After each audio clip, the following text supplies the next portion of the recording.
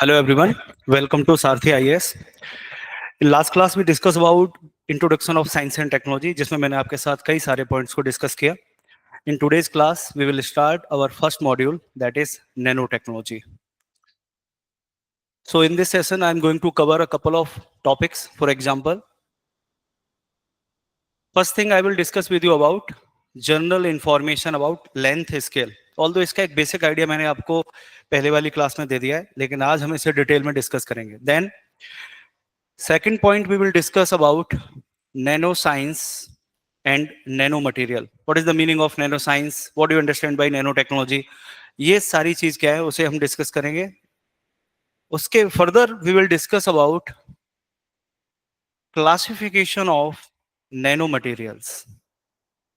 किस तरीके से नैनो मटेरियल्स को क्लासिफाई किया जाता है. There are number of ways जिसके बेसिस पर आप नैनो मटेरियल्स को क्लासिफाई करते हैं. For example, on the basis of formation, किस तरीके से उन्हें बनाया जा रहा है. On the basis of their generation, on the basis of their dimension. We will discuss all these point.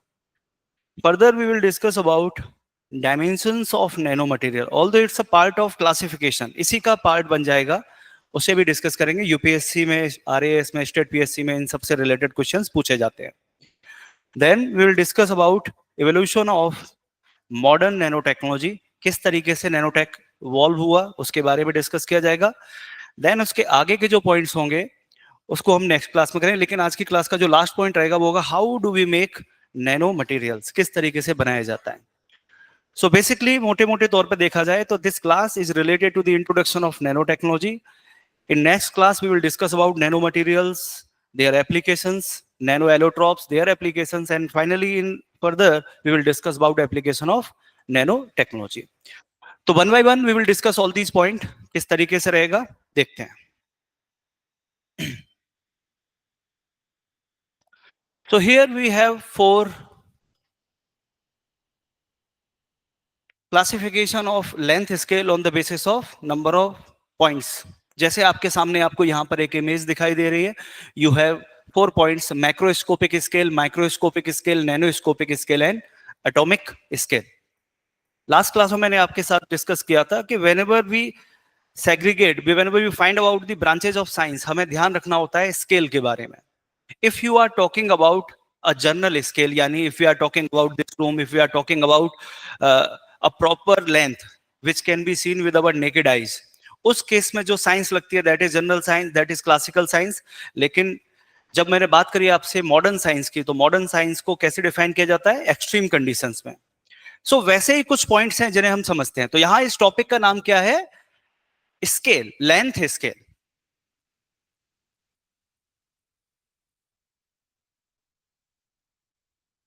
So here we have our first point, and that is macroscopic scale. Macroscopic, पहले मैंने आपको बताया हुआ है जब भी macro word आएगा उसका क्या मतलब है. माइक्रो को भी मैं ऑलरेडी लास्ट क्लास में आपके साथ इंट्रोडक्टरी क्लास के अंदर डिस्कस कर चुका हूं. Macroscopic scale means what? Any object और phenomena that is happening in the range of metres. तो मान लीजिए कोई भी चीज है that is in the metre to the millimetre. तो आप मोटे मोटे तौर पे देखिए, जो भी कोई ऑब्जेक्ट या फिनोमिना जो मीटर की रेंज में होगा और इन दी मिलीमीटर रेंज, इसको आप नेकेड आइज से देख सकते हैं.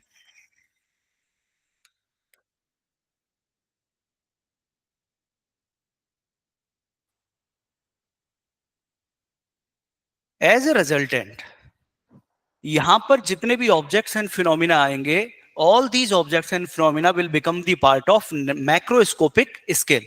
इस रूम के अंदर जो टेबल है, मैं और आप, चेयर्स, ये सारी चीजें आप क्या कर सकते हो? नेकेड आइज से देख सकते हो. इसीलिए इनके ऊपर जो rules and regulation, laws govern होंगे वो क्लासिकल साइंस के होंगे, और ये सारी चीजों को ही बोला जाएगा पार्ट ऑफ मैक्रोस्कोपिक स्केल. ठीक, चलिए, तो इसके कई सारे एग्जांपल्स हो सकते हैं. You, me, other objects of room, classroom, ये सारा इसका पार्ट हो गया. अगर मैं मिलीमीटर की स्केल तक आऊं तो मैं कह सकता हूं कि हेयर के लेवल तक आप क्या बोल सकते हो? Up till the scale of hair, that means we are talking about 0.1 millimetre, 0.2 millimetre, इस रेंज तक भी अगर हम आ जाते हैं ये सारे ऑब्जेक्ट्स मैक्रोस्कोपिक स्केल का पार्ट है. Now come to the second point, microscopic scale. अब यहां पर any object and phenomena that fall under millimetre. Millimetre का मतलब हो गया 10 टू द पावर -3 मीटर, और यहां से लेके 10 टू द पावर -6 मीटर और 10 टू द पावर -7 मीटर तक की रेंज पर अगर पहुंच गया, देन व्हाट विल हैपन? इन ऑब्जेक्ट्स और फिनोमिना को you could not see with naked eyes. आप क्लियरली नहीं देख सकते. For example sales.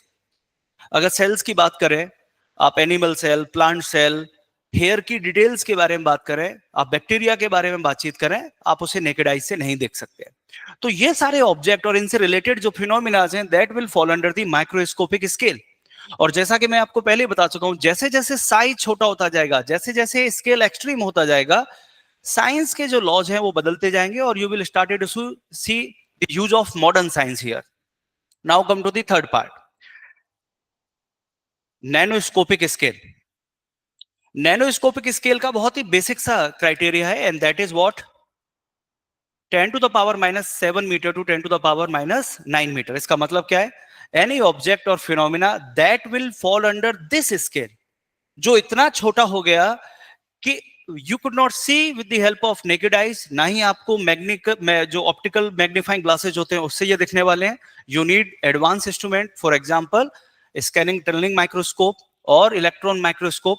उनकी हेल्प से अगर आप किसी ऑब्जेक्ट को देख रहे हैं, किसी फिनोमिना को समझ रहे हैं, all these things fall under the definition of nanoscopic scale. और इसी एरिया की जो साइंस होती है, that science will be known as nano science, और उससे रिलेटेड जो टेक्नोलॉजी होगी, that technology will be nano technology. ऐसे क्या ऑब्जेक्ट्स होते हैं, क्या फिनोमिना होते हैं जो इस रेंज के अंदर आ सकते हैं? We have viruses, very fine dust particle, very fine pollutant particle, DNA, RNA, cell organelles. इन सभी का जो डायमेंशन होता है, इन सब की जो रेंज होती है, वो इसमें आती है. जब आपके ऑब्जेक्ट और फिनोमिना का size less than 10 to the power -10 metre हो जाएगा, इसका मतलब आप चले आए एटॉमिक स्केल पर. एटम्स को देखने के लिए भी you need advance instruments, advance electron microscope, scanning tunnelling microscope. उसकी हेल्प से आप देखोगे, और यहाँ की जो साइंस होगी, that is atomic science, nuclear physics, वो सब यहाँ पर गवर्न करती है. सो मोटे मोटे तौर पे हमें क्या समझ में आया कि if we are talking about this dimension, जहां पर आप चीजों को नेकेड आइज से देख सकते हैं, ये पूरा एरिया जो है, you can see all these things with our naked eyes. It could be a chicken egg, ostrich egg, a normal human being. ये सारी चीजें किसका पार्ट हो जाएंगी? Macroscopic scale. Then second,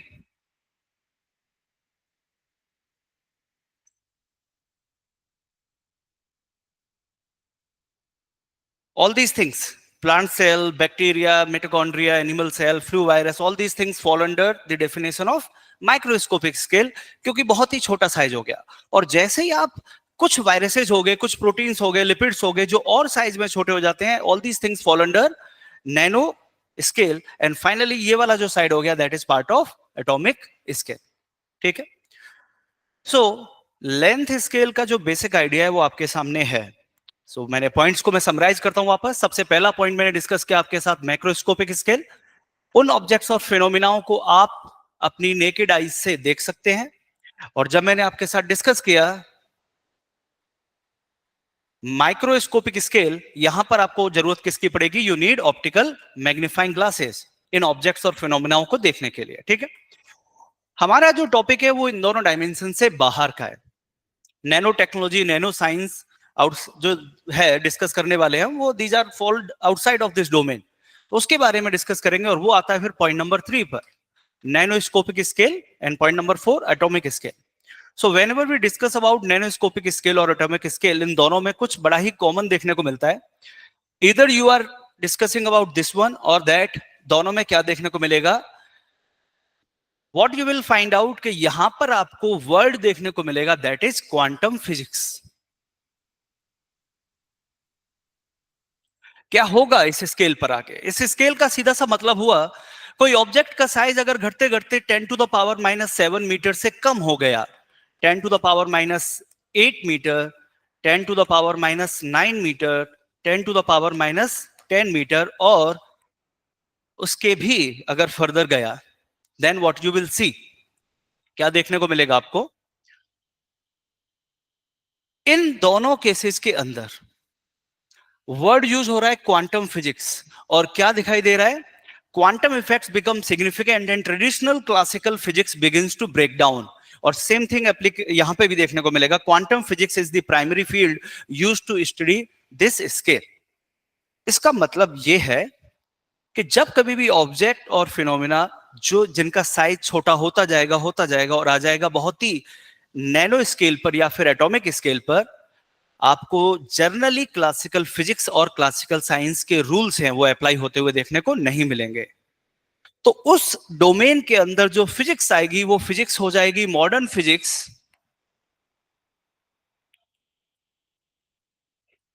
and modern physics का जो टाइप होगा that type is quantum physics.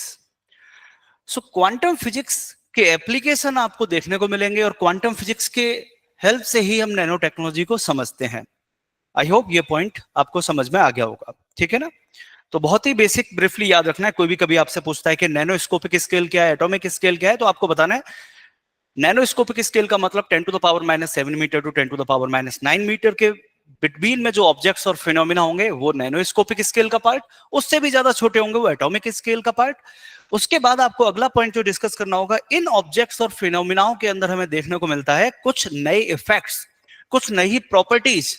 And to understand all these properties and effects, we need a special science, we need a special modern science, and the name of that modern science is quantum mechanics or quantum physics. हम detail में quantum physics और mechanics को नहीं solve करने वाले, it is not needed for UPSC और civil other PSC examination, but yes जहां जहां पर जो जरूरत होगी उन पॉइंट्स को जरूर डिस्कस करेंगे। तो पहला क्वेश्चन तो यहीं पे यही बन जाता है कि अगर कभी भी आपसे पूछा जाए which science is going to govern the properties or effects of these scale, answer will be quantum physics. Now come to the second part. Why is quantum physics needed at nanoscale and atomic scale? Question कुछ आपके सामने इस तरीके से आया, why is quantum physics needed at nano scale and atomic scale? बिल्कुल सही बात है, क्या जरूरत पड़ गई इसकी, ऐसा क्या हुआ? So what you will find out, change in the property, change in the phenomena, ये हमें देखने को मिला। One by one we will discuss a number of changes, we will discuss number of properties and effects, but सबसे पहले हम जो discuss करने जा रहे हैं that is wave particle duality। क्या है इसका मतलब wave particle duality का? Meaning of that wave particle duality is this, कि इस स्केल पर आके, so that means at nano scale और at atomic scale,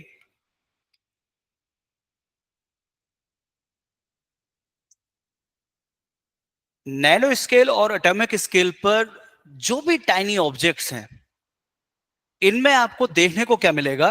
these tiny object started to show this duality, wave particle duality. For example, कोई बहुत ही tiny nano particle है, कोई atomic particle है, तो आपके मुंह से क्या निकलेगा? पार्टिकल। जैसे कि एटम, आपको देख के लगेगा, समझ में आएगा कि it's a particle, electron it's a particle, but at the same time these particles are also showing the behaviour of waves. जो वेव्स की प्रॉपर्टीज होती हैं उसको भी रिप्रेजेंट करते हैं, और जो पार्टिकल्स की प्रॉपर्टीज होती हैं उसको भी रिप्रेजेंट करते हैं। Because of this duality, because of this duality what you will find, कि आपको समझ में नहीं आएगा कि व्हाट आर दे रियली, और यहीं पर छुपा हुआ है वो मिस्ट्री, यहीं पर वो छुपा हुआ है डुअलिटी, जिसको नॉर्मल क्लासिकल साइंस नहीं बता सकती। इसको कुछ एग्जांपल से समझते हैं, ठीक है? वेव को जैसे समझते हैं, तो सबसे पहले इमेजिन कीजिए, I am talking about a pond, उसके अंदर आपने किसी एक स्टोन को थ्रो किया। जैसे ही आपने स्टोन को थ्रो किया, इस पॉइंट पर मान लीजिए स्टोन जाके गिरा, what you will see? Formation of waves. किसी भी तालाब के अंदर, पॉन्ड के अंदर, जैसे ही आपने स्टोन को थ्रो किया तो आप एक सर्कुलर वेव पैटर्न बनता हुआ देखोगे, जो कि मूव करेगा फॉरवर्ड डायरेक्शन में, ठीक है? अब उसी के साथ आप ड्रॉप कीजिए सेकंड स्टोन, वो आपने मान लीजिए यहां पर ड्रॉप कर दिया, then what you will see? Formation of waves. अब इन दोनों वेव्स के बीच में आपको क्या देखने को मिल रहा है? These wave will interference with each other, दोनों एक दूसरे के साथ क्या करेंगे? इंटरफियर करेंगे। ये वो सारे पॉइंट्स है जहां पर आपको इंटरफेरेंस देखने को मिलेगा। बिल्कुल, आप चाहें तो इस एक्सपेरिमेंट को करके भी देख सकते हैं। वाटर टब लीजिए, उसके अंदर आप छोटे छोटे रबल गिराइए, then what you will see? Formation of waves and these waves started to interfere with each other. और उस इंटरफेरेंस की वजह से, आपको क्या देखने को मिलेगा? कई जगह पर एडिशन होगा, कंस्ट्रक्शन होगा, कई जगह पर डिस्ट्रक्शन होगा, और as a resultant you will find this type of things. यहां पर वही किया जा रहा है. यहां पर हमें देखने को मिला with the help of two spherical balls wave का क्रिएशन हुआ, और एज अ रिजल्टेंट इंटरफेरेंस हुआ दोनों वेव्स का, और आपको देखने को क्या मिला? You are seeing a pattern, जिस पैटर्न में कई जगह पर डिस्ट्रक्शन ऑफ वेव हो रहा है और कई जगह पर कंस्ट्रक्शन हो रहा है, and that thing is known as interference. Interference आपको देखने को मिला. तो फिर बात ये आती है कि ठीक है, ये एक नॉर्मल सा तालाब है जिसके अंदर हमने वेव्स को फॉर्म होते हुए देखने को मिला. इसको हम यहां पर क्यों डिस्कस कर रहे हैं? डिस्कस करने का रीजन है कि जो नैनो पार्टिकल्स हैं, बहुत ही स्मॉल पार्टिकल्स हैं, एटॉमिक पार्टिकल्स हैं, they also shows this behaviour. उसी बिहेवियर को हम समझने का कोशिश कर रहे हैं यहां पर. तो चलिए कुछ एक्सपेरिमेंट से समझते हैं क्या है ये. सो वेव पार्टिकल ड्युअलिटी की शुरुआत होती है लाइट के साथ. व्हाई? जब भी आप लाइट के बारे में डिस्कस करते हैं, light is what? That is electromagnetic wave. Electromagnetic wave that is made with a very small particle. वो जो क्वांटा पार्टिकल है, दैट पार्टिकल इज फोटोन. यानी मैंने दोनों बात एक साथ कर दी. जैसे मैंने लाइट के बारे में बोला तो क्या बोला? Light is nothing but electromagnetic wave, और that electromagnetic wave is formed with a very tiny, very small, very quanta particle. That particle is photon. So that is the train of photon. यहां पर किस तरीके से light अपना behaviour show करती है as an particle, और as a particle, और कैसे बिहेव करती है एज अ वेव, इसको समझने जा रहे हैं. ठीक है. सो इनिशियली लाइट को कैसे समझा गया? इनिशियली तो लाइट को हमेशा कैसे देखा गया? एज अ वेव, और वेव के रूप में इसको प्रूव किया गया. सो इन 18th सेंचुरी, 19th सेंचुरी जो भी एक्सपेरिमेंट हो रहे थे, उन एक्सपेरिमेंट्स में यही प्रूव किया जा रहा था कि लाइट वेव है. और आपके सामने जो एक्सपेरिमेंट हो रहा है, that experiment is double slit experiment, Thomas young.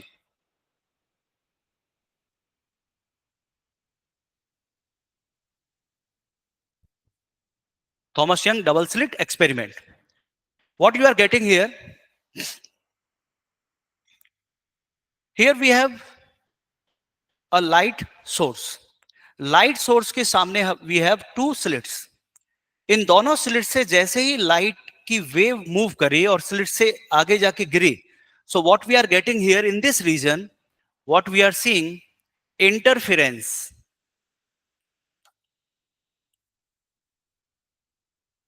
Interference of light wave, and because of the interference on this screen, what we are getting, we are seeing a pattern of brightness, pattern of darkness, brightness, darkness, darkness, brightness. So what we are seeing here, darkness, brightness, darkness, brightness, ये एक pattern हमें देखने को मिल रहा है on the screen. इस pattern को देख के बिल्कुल हमें भरोसा हो गया कि लाइट तो वेव के जैसा ही बिहेवियर करती है, जैसा कि हमने पॉन्ड के अंदर देखा. तो यहां तक बिल्कुल ठीक है. थॉमस यंग ने भी यही प्रूव किया कि light is nothing but a wave. लेकिन जैसे ही यहां पर आती है मिस्ट्री, जो क्लासिकल फिजिक्स कभी नहीं समझा सकती, और वो मिस्ट्री क्या है? अगर आपने किसी ऑब्जर्वर को लगा दिया यहां पर मतलब क्या है? जब मैं ऑब्जर्वर की बात कर रहा हूं तो that means I am talking about photon detector. Photon detector. अब इस केस के अंदर क्या होगा? जैसे ही फोटोन डिटेक्टर यहां पर आया, we have the same slit, और फोटोन डिटेक्टर्स ने यह देखने की कोशिश करी कि photon are moving from which slit. As a resultant these photon started to change their behaviour from wave to particle, जो कि आपको यह देखने को मिलेगा. अब देखिए, वही सारी लाइट के फोटोन्स मूव कर रहे हैं, लेकिन इस मोमेंट पर ऑब्जर्वर है, इस मोमेंट पर फोटोन डिटेक्टर है कि फोटोन कहां से मूव कर रहे हैं. And as a resultant these particles are not making, these waves are not making a pattern, but what they are doing, वो किसी एक पार्टिकल के जैसे जाके स्ट्राइक कर रहे हैं. जैसे कि आपके पास पेंट गन है और आपके सामने कोई कार्डबोर्ड है, उस कार्डबोर्ड के अंदर होल है. जब आप पेंट गन से थ्रो करेंगे तो सामने वाला जो स्क्रीन होगा उस पर क्या होगा? पेंट वॉल छप जाएगी. वैसा ही कुछ बिहेवियर हमें यहां पर देखने को मिला. इसका मतलब लाइट ने ही वेव की तरह बिहेव किया. और लाइट ने ही पार्टिकल की तरह बिहेव किया। इस बिहेवियर को समझने के लिए we do not have any explanation in Newton physics, in classical physics. जो भी आपने बचपन में 6 से लेकर 9th क्लास तक की साइंस पढ़ी उसमें कोई एक्सप्लेनेशन नहीं है इसका। बट यस, जैसे ही मॉडर्न साइंस का इंट्रोडक्शन होता है, क्वांटम फिजिक्स का इंट्रोडक्शन होता है, वो आया ही यहां से। इस प्रॉब्लम को सॉल्व करने के लिए आया कि किस तरीके से टाइनी पार्टिकल्स, फोटोन जो है, they are behaving differently wave और पार्टिकल के जैसे। How electrons are behaving differently, इन सारी चीजों को समझने के लिए we are discussing about quantum physics. और नैनो पार्टिकल्स का भी यही है, they are also very small, they can also show a behavior of particle and at the same time they can also show a behavior of wave। दोनों properties उनके ऊपर apply हो सकती हैं। और भी कई सारी प्रॉपर्टीज हमें देखने को मिलती हैं टाइनी पार्टिकल्स पर और लाइट पर, जैसे कि अगर किसी स्मॉल स्लिट से लाइट सोर्स को अगर आप ऑन करेंगे और लाइट अगर मूव करती है किसी स्मॉल स्लिट से, then what you will see, spreading of light. Spreading of light is nothing but diffraction.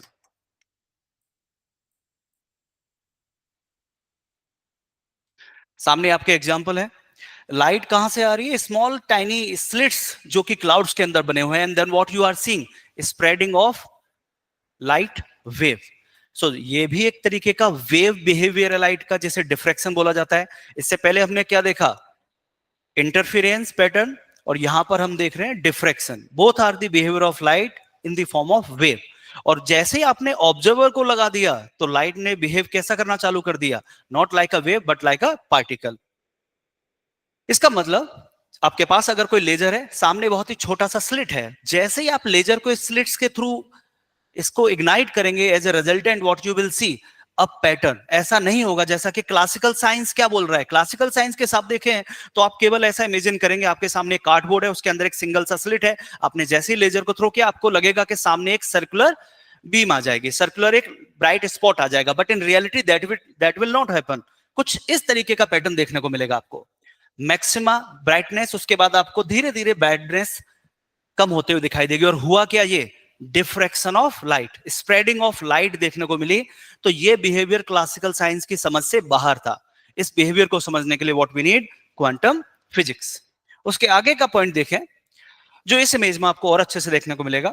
Light source को आपने यूज करा, सिंगल स्लिट से जब लाइट मूव करी तो हमें यहां पर देखने को मिला डिफ्रैक्शन। और जैसे ही डबल स्लिट से लाइट मूव करी आगे फर्दर तो हमें देखने को मिला डिफ्रैक्शन तो हुआ ही, but at the same time interference भी देखने को मिला, और as a resultant we have a proper pattern. इस तरीके के पैटर्न को ही हमें देखने को मिला और भी कई सारी जगह, जैसे इलेक्ट्रॉन। जब 20th सेंचुरी के अंदर इलेक्ट्रॉन्स के ऊपर यही एक्सपेरिमेंट किया गया डबल स्लिट वाला, then we are also seeing the same thing. Electron detector अगर नहीं है, electrons are behaving like a wave, और वो पैटर्न बनाते हैं स्क्रीन पर। And whenever we have electron detector here, electrons are not making a pattern, they are behaving like a particle. तो ये प्रॉब्लम हमें देखने को मिली। And in the 20th century when Einstein were reading about the photoelectric effect, वहां पे उन्हें देखने को मिला whenever photon strike a metal plate, as a resultant electrons are emitting out। तो ये बिहेवियर एक कैसा हो गया, एक पार्टिकल के जैसा हो गया। जैसे आपके हाथ में एक बॉल है और आपने वॉल पर थ्रो किया तो वॉल पे से क्या होगा, कुछ मटेरियल हट जाएगा। तो इन सारे कॉन्सेप्ट को समझने से हमें जो पॉइंट समझ में आया, वो समझ में क्या आया कि same thing also applicable in case of nanoscopic materials, nanoparticles as well as atomic particle। and that's why आप इन सभी को रीड करने के लिए whenever we talk about the nano science, whenever we talk about nano technology और atomic science, atomic technology, हमें ध्यान रखना होता है about the modern physics, because these object and phenomena shows the wave particle duality, and to understand this wave particle duality we need a science, and that science is known as modern science, quantum physics। तो एक सबसे important point यहां पर आपको ये समझ में आया, whenever examiner want to make a question, वो बना सकता है about the name of science, ठीक है। तो वो हमें देखने को मिलता है। अब नैनोस्कोपिक स्केल पे तो ये भी देखने को मिलता है हमें। कई बार तो आप नैनो टेक्नोलॉजी और नैनो साइंस को क्लासिकल तरीके से भी समझ जाते हैं, जैसे कि अभी थोड़ी देर बाद हम समझेंगे। क्लासिकल मतलब हमारा जो बेसिक कॉमन सेंस है, जो डेवलप हुआ है साइंस की हेल्प से। और कई बार हमें नहीं समझ में आता, तो वो पॉइंट क्या होगा, वो इसका मतलब उसको समझने के लिए we need modern science, we need quantum science. चलिए आगे वाले पॉइंट को डिस्कस करते हैं। So the second topic of today's class is what is the meaning of nano material, nano particle, nano science and nanotechnology।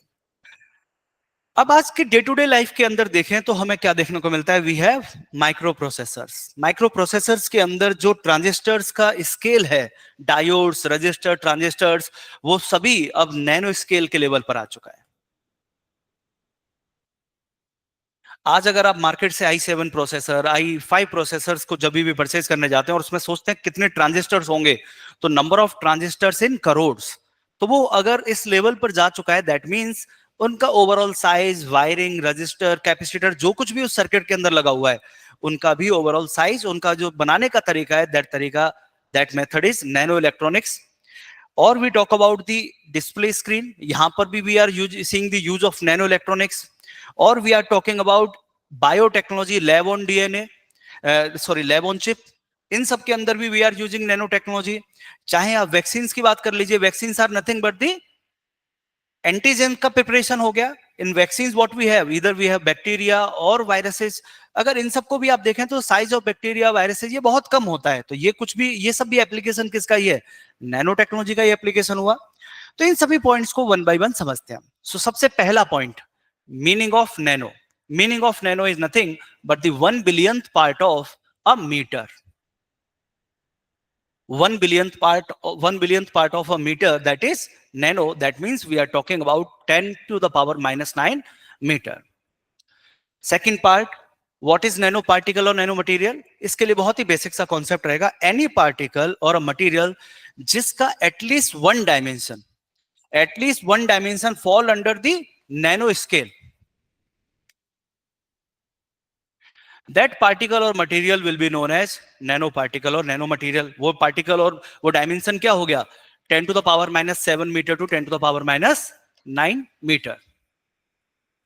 अगर कोई भी material, कोई भी पार्टिकल इस रेंज, उसका एटलीस्ट वन डायमेंशन, जैसे आपके सामने ये स्केल है, इस स्केल की जो तीनों डायमेंशन है, these things are outside of nano scale. For example here we have length, here we have height and thickness. या इस रूम को देख लीजिए, रूम में आपको 3 डायमेंशन देखने को मिलेगी, लेंथ, विथ एंड हाइट।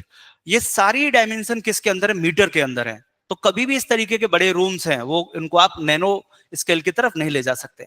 लेकिन उस जैसे जैसे हम इसकी साइज को चेंज करते जाएं और कुछ ऐसा हो जाए कि at least one dimension fall under the definition of nano scale, that material, that object will be fall under nano material, nano particle category. कैसे होगा अभी थोड़ी देर बाद देख लेंगे, ठीक है।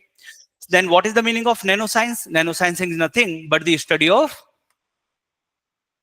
of nanoparticles and nanomaterials। तो एक बेसिक सा डेफिनेशन नैनो साइंस का क्या बन जाता है, a systematic study of nano world, a systematic study of nanoparticle, nanomaterial with the help of proper observation, experimentation, that and उनका यूज किस लिए किया जा रहा है, for the development of theories or knowledge, that science will be known as nanoscience। and nanotechnology is nothing but the application part of nanoscience।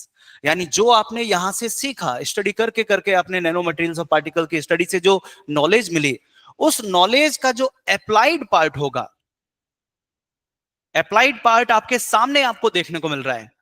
Nano technology based bandaid, nano technology based formation of vaccine, nano technology based diagnosis kit, nano technology based electronics. तो nano technology क्या हुआ, what we are doing in nano technology, we are doing the manipulation of size of material. Materials के size को change कर रहे हैं, materials की properties को चेंज कर रहे हैं, और उन सभी को हम समझ रहे हैं। उसके बेसिस पर जो हम डे टू डे लाइफ में एप्लीकेशंस ले रहे हैं, that thing will be known as nano technology. जो भी मैंने आपके साथ अभी डिस्कस किया, वो सारे पॉइंट्स यहां पर हैं। We have discussed about nano. Yes, nano is nothing but the a billionth part of a meter। we discussed about nano particle and material, वो कुछ भी नहीं है, at least one dimension fall under the range of 10 to the power minus 7 meter to 10 to the power minus 9 meter। उसी को लिखने का दूसरा तरीका ये भी है, 10 to the power minus 9 meter to 10 to the power minus 7 meter को लिखने का दूसरा जो तरीका होगा वो क्या होगा, that is nothing but 1 nanometer and that is 100 nanometer। ठीक। Nano science, study of nano material, nano technology is the application of nano science.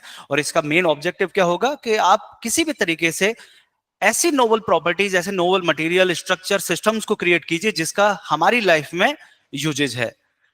चलिए अगले पॉइंट की तरफ चलते हैं। उससे पहले एक यूपीएससी के क्वेश्चन को देखते हैं। इन 2008 UPSC asked a question and that is nothing but a simple mathematical problem. उन्होंने केवल जो लेंथ का स्केल है उस स्केल पर ही आपसे क्वेश्चन पूछ लिया, and question is this, how can the height of a person who is 6 feet tall be expressed in nanometre. यहां पर नॉलेज नहीं सब्जेक्ट की चेक की, केवल मैथमेटिकल कॉन्सेप्ट देखे गए कि क्या आपको लेंथ स्केल समझ में आता है या नहीं। तो जब कभी भी आप 6 feet टॉल ह्यूमन बीइंग की बात करोगे तो जनरली आप उसे क्या बोलते हैं, 180 सेंटीमीटर। और वैसे होता है 183 सेंटीमीटर। सिर्फ एग्जामिनर ने आपसे यह पूछा कि आप इस 183 सेंटीमीटर को नैनोमीटर के अंदर लिखिए।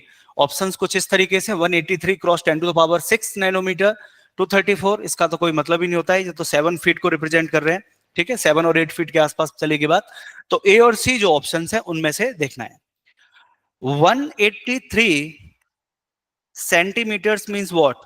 183 cross 10 to the power minus 2 meter. Further अब हमें लेके किधर जाना है इसको, नैनोमीटर की रेंज में। So 183 cross 10 to the power minus 2 metre cross 10 to the power minus 7 cross 10 to the power plus 7।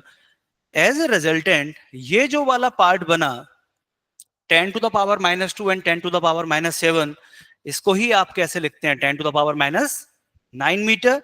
इसका मतलब 183 cross 10 to the power plus 7 जो ये वाला है, and that is nothing but 1 nanometre. तो ये क्या हो गया, नैनोमीटर। तो आंसर इसका क्या हो जाएगा, C option, 183 cross 10 to the power 7 nanometre. बहुत ही सिंपल सा क्वेश्चन आपसे पूछा गया। ऐसे क्वेश्चन अभी तो नहीं देखने को मिलते, लेकिन आ भी जाए तो कुछ खास इसमें है नहीं। आरएएस में आपसे और ज्यादा सिंपल क्वेश्चन पूछा गया। उन्होंने सिंपल इतना सा पूछा, a particle having at least one dimension less than 10 to the power 7 metre is known as what? You know that is nothing but a nano particle, because किसी भी डायमेंशन का जो साइज है that is less than 10 to the power minus 7 metre. अब अगले point पर आते हैं, what happens at nano scale. Already हम डिस्कस कर चुके हैं what happen at nano scale. Nano scale पर या एटॉमिक स्केल पर पहुंचने के बाद what you will find out, classical physics started to melt down, started to break down, and at the same time we are seeing a application of quantum physics in this domain.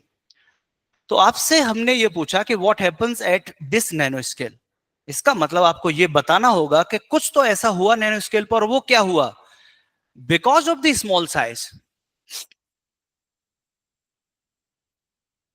of nanoparticle or nanomaterial or atomic particles, because of this small size, what you will see novel properties.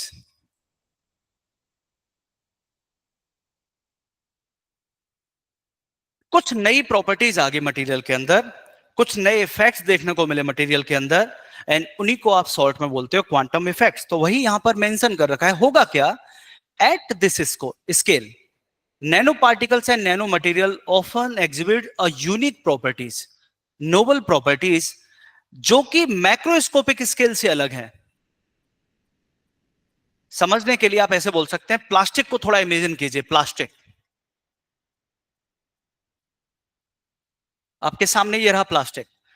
इस plastic के pen को आप और हम देख सकते हैं with our naked eyes. इसका मतलब ये किसका पार्ट हो गया, मैक्रोस्कोपिक स्केल का। So this macroscopic scale plastic is showing a property and that property is insulator. ये इंसुलेटर है, जब आप इसे करंट फ्लो करना चाहेंगे करंट फ्लो नहीं होगा।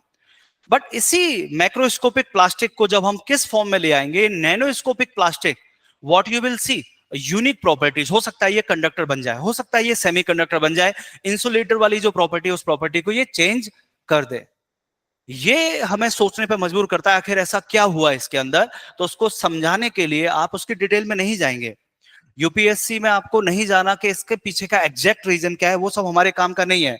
बट यस, इतना तो पता होना चाहिए कि what is happening from macroscopic object to the nanoscopic object, what we are seeing a different properties.